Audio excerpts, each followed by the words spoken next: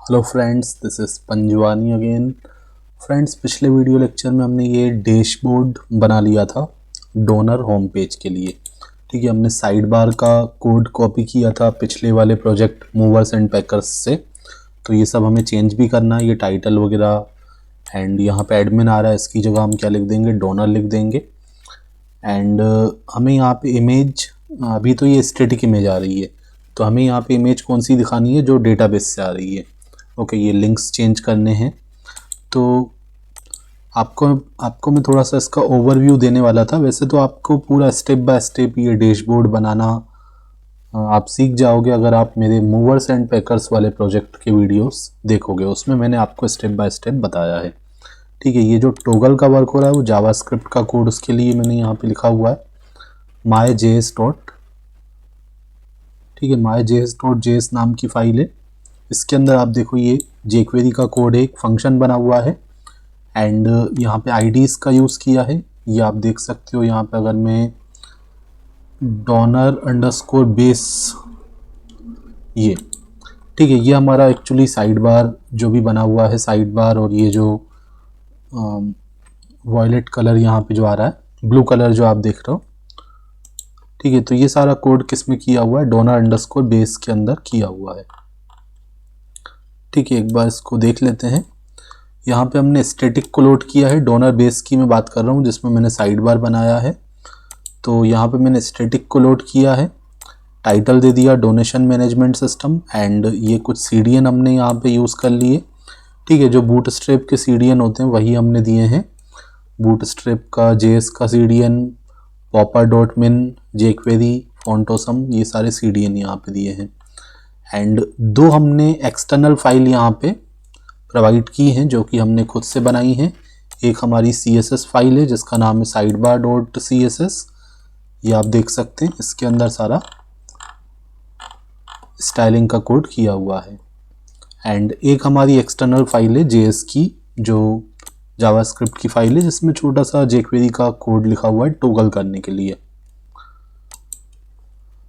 Okay, तो यहाँ पे आप देखो हमने सबसे पहले कमेंट में लिखा हुआ है वर्टिकल नेव बार स्टार्ट। तो हमने एक वर्टिकल नेव बार बनाने की कोशिश यहाँ पे की है। ये आप देख रहे हो, ये नेव बार है, वर्टिकल नेव बार है। एंड यहाँ पे एक क्लास लगा दी, ये क्लास पहले से बनी हुई नहीं है, इसको हमने बनाया है। एंड इसका स्टाइलिंग हमने यहाँ पे बताया है। इसमें हमने बता दिया मिनिमम इसका विड्थ कितना रखना है, 17 REM। ठीक है, 1 REM जो होता है 16 पिक्सल के बराबर होता है। तो 17 REM आप देख रहे हो, इसका जो विड्थ है वो 17 REM के इक्वल आ रहा है। हाइट पूरा 100 दे दिया। पोजीशन फिक्स कर दी, टॉप और लेफ्ट से इसकी पोजीशन बता दी। Transition all 0.4 second. ठीक है, तो ये आप देख रहे हो, इसमें ट्रांजिशन जब हम टॉगल कर रहे हैं तो इसकी एक स्पीड है पार्टिकुलर, तो वो स्पीड हमने यहाँ पे बता दी है। ओके, तो ये इसका स्टाइलिंग हमने बता दिया। बाकी ये बैकग्राउंड हमने वाइट रख दिया है, BG वाइट, ये आप देख रहे हो पीछे जो है वाइट कलर आपको दिख रहा होगा। एंड एक हमने यहाँ पे आईडी दे दी साइड बार। ठीक है, तो हमने यहाँ पे एक्चुअली दो सेक्शन बनाए, एक तो ये साइड बार है और एक ही हमारा कंटेंट प्लेस होल्डर है जो ब्लू कलर में आप देख रहे हो। ठीक है, उसमें हम एक्चुअल जो अलग अलग पेज का जो कंटेंट हम देंगे वो वहाँ पे देंगे। एंड साइड बार तो सब में कॉमन रखेंगे। ठीक है, तो हमें क्या करना है, जब इस टॉगल बटन पे क्लिक होगा तो मुझे साइड बार का जो विड्थ है वो करना है 0। ठीक है, मतलब साइड बार अभी हमारा 17 था तो -17 उसको कर देंगे। एंड हमारा जो ये ब्लू वाला कंटेंट प्लेस होल्डर है उसको हम पूरा 100% कर देंगे। ऐसा कुछ हमने कोड किया होगा, मैं आपको दिखाता हूँ। ठीक है, हमने देखो यहाँ पे अगर मैं आपको दिखाऊं, ओके, पेज कंटेंट एंड ठीक है, यहाँ पे आप देखो इसका जो विड्थ है वो 17 REM है। एंड पेज कंटेंट का विड्थ मैंने कितना कर दिया है।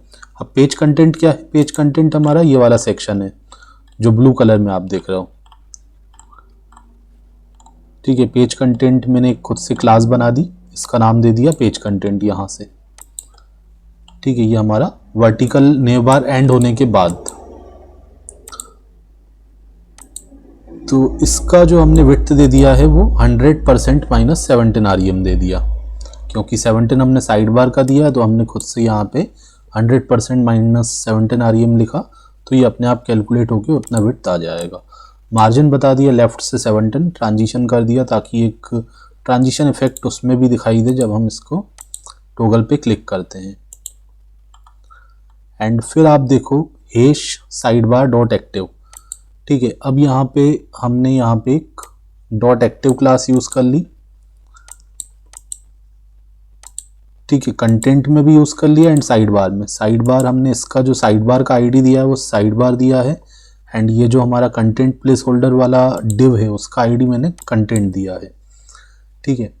तो यहाँ पे आप देखो जब ये क्लास अप्लाई होगी एक्टिव तो इसको हम माइनस 17 REM कर देंगे, क्योंकि मुझे इसको गायब करना है, ठीक है। माइनस 17 REM हो जाएगा तो वो गायब हो जाएगा क्योंकि उसका विड्थ 17 REM है। एंड इस पर क्लिक करेंगे तो माइनस 17 REM हो जाएगा।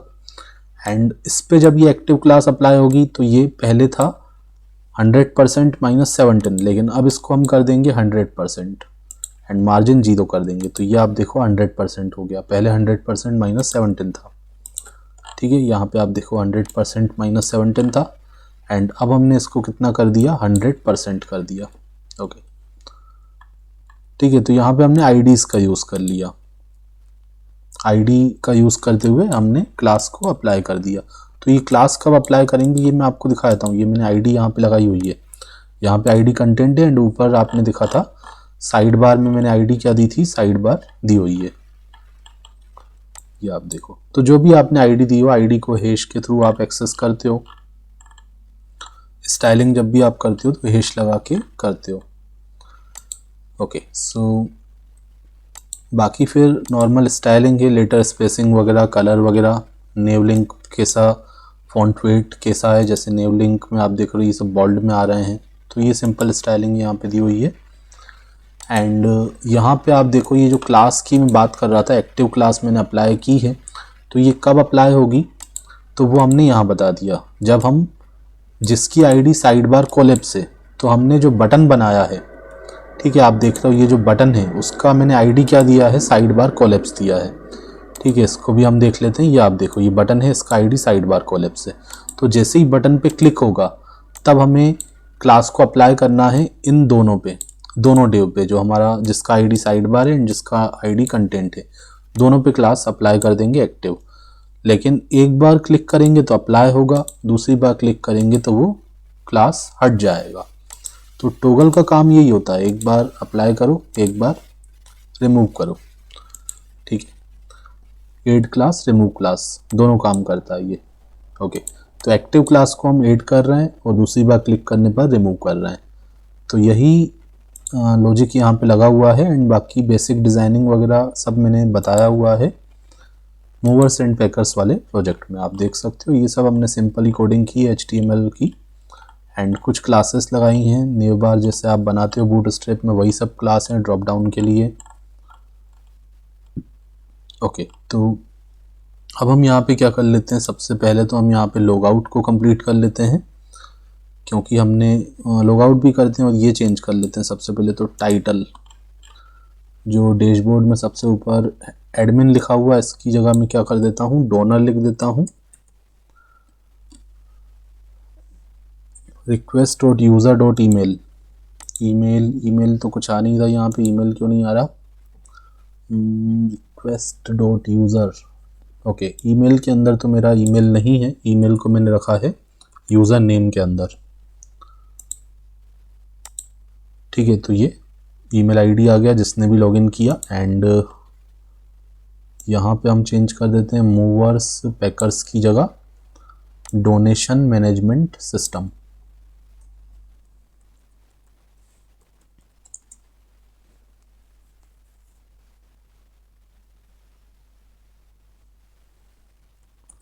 डोनेशन मैनेजमेंट सिस्टम,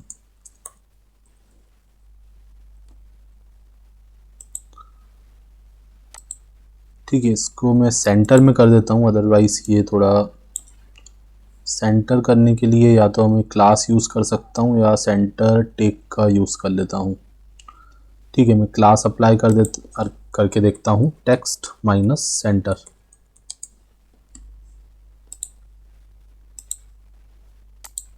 ओके, तो ये सेंटर में आ गया। एंड देन आफ्टर ये जो इमेज है वो हम चाहते हैं जो जिसने लॉगिन किया उसका इमेज यहाँ पे आना चाहिए।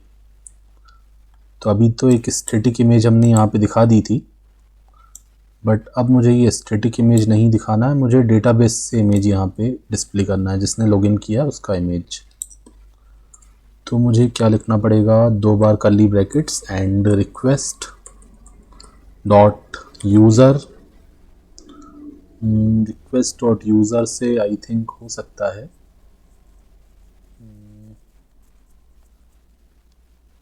ठीक है। अगर मैं यहाँ पे देखूँ donor underscore registration, okay, models में अगर मैं देखूँ तो इमेज हमारी है डोनर टेबल के अंदर।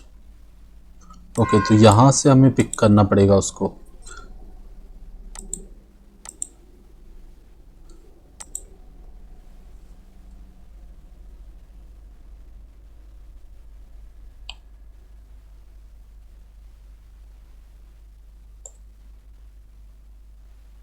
ठीक है, हमें जो है चाइल्ड टेबल से यहाँ पे डेटा गेट करना पड़ेगा।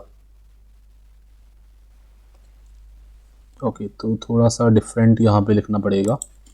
हम लिखेंगे रिक्वेस्ट डॉट यूज़र। अब यूज़र तो हमारा क्या हो गया, पेरेंट वाला मॉडल हो गया, उसके थ्रू हमें चाइल्ड वाले मॉडल में जाना है, मतलब डोनर टेबल के फील्ड को एक्सेस करना है। तो यहाँ पे मैं लिखूँगा डोनर अंडरस्कोर। तो जब भी आपको ऐसा करना हो कि आप पेरेंट वाले टेबल से चाइल्ड वाले टेबल की फील्ड एक्सेस कर रहे हो, तो आप लिखोगे रिक्वेस्ट डॉट यूज़र डॉट जो भी आपका मॉडल नेम है चाइल्ड वाला वो donor underscore set, then after dot all dot 0, then after आपकी फील्ड का नाम जिस फील्ड से आपको डेटा लेना है। यूज़र पिक से मुझे डेटा लेना है एंड इमेज के लिए आप हमेशा डॉट के बाद URL भी दोगे, ठीक है, फील्ड के बाद डॉट URL भी लिखोगे। तो आई थिंक इससे मेरा वर्क हो जाना चाहिए। ओके, अब आप देखो इमेज चेंज हो गई, ये डेटाबेस से आ रही है, पहले स्टैटिक इमेज थी, ठीक है। तो ये कुछ आपने नया सीखा होगा यहाँ पे, रिक्वेस्ट डॉट यूज़र, ठीक है, ये हमारा पेरेंट टेबल हो गया। Then child table underscore set dot all dot 0 dot field का नाम डॉट URL। ओके, तो इतना होने के बाद अब मैं यहाँ पे लॉग आउट का कोड कर देता हूँ। बाकी फिर हम यहाँ पे हमें डोनेट नाउ का ऑप्शन भी देना है, डोनेट हिस्ट्री, काफ़ी सारे लिंक यहाँ पे देने हैं, वो हम चेंज करते जाएंगे जैसे जैसे हम पेजेस को बनाते जाएंगे। ओके, तो हम देख लेते हैं लॉग आउट का जो आइकॉन है वो कहाँ पे है।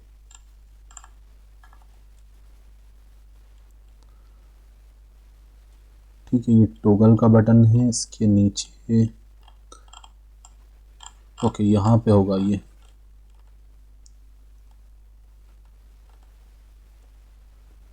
ठीक है, यहाँ पे हमारा वर्टिकल नेव बार स्टार्ट हुआ।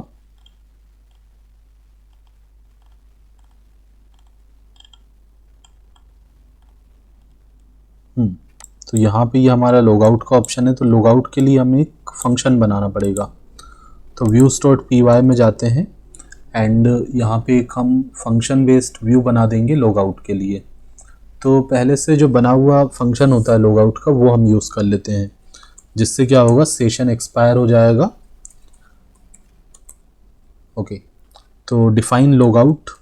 अब यहाँ पे आपको ध्यान देना है क्योंकि मैं पहले से बना हुआ लॉग आउट फंक्शन यूज़ करूँगा जो कि पूरा स्मॉल लेटर में है, तो मैं खुद का जो फंक्शन बना रहा हूँ उसको कुछ अलग तरीके से लिख दूंगा, लॉग आउट 1, ठीक है, या साइन आउट। तो मैंने एल को कैपिटल कर दिया, जस्ट कुछ नहीं, क्योंकि पहले से जो बना हुआ फंक्शन है वो स्मॉल लेटर में है, ठीक है, तो कॉन्फ्लिक्ट ना हो इसीलिए। ठीक है, हमने क्या किया, हमारे वाले फंक्शन का एल कैपिटल कर दिया। काफ़ी सारे लोग ये मिस्टेक करते हैं कि वो दोनों का नाम स्मॉल लेटर में रख देते हैं, पहले से बना हुआ है उसको भी स्मॉल लेटर में यूज़ कर लेते हैं, इसको भी स्मॉल लेटर में कर देते हैं, तो प्रॉब्लम आती है। एंड यहाँ पे भी हम लिखेंगे रिक्वेस्ट। तो लॉग आउट फंक्शन क्या करेगा, सेशन में हमारा जो डेटा स्टोर है जो कि हमने लॉगिन फंक्शन को कॉल करके स्टोर करवाया था। ओके, तो अब ये लॉगआउट से हमारा सेशन में जो डेटा है वो एक्सपायर हो जाएगा एंड हम रिटर्न कर देते हैं वापस इंडेक्स पेज पे। तो यहाँ पे मैंने इंडेक्स लिख दिया बट ये सिंगल कोट्स में आएगा।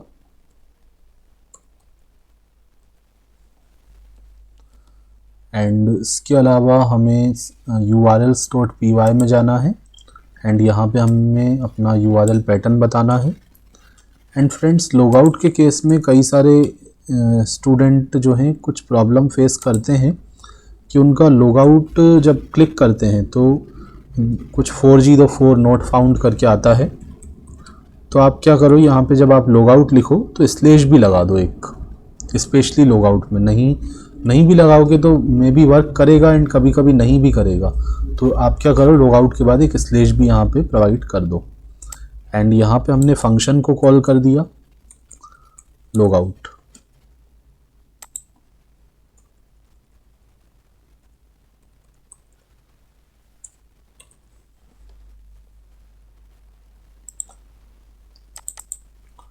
ओके, तो URL हो गया, फंक्शन हो गया। पेज तो हमें इसके लिए बनाना नहीं है, जस्ट इस पर क्लिक करेंगे तो रीडायरेक्ट होना चाहिए कहाँ पे, इंडेक्स पेज पे, बट इस पर लिंक तो देना पड़ेगा। $_ में आप देखो अभी मैंने यहाँ पे कोई लिंक नहीं दिया है। ओके, तो यहाँ पे हम आ जाएंगे कर्ली ब्रैकेट 2 बार %URL लॉगआउट।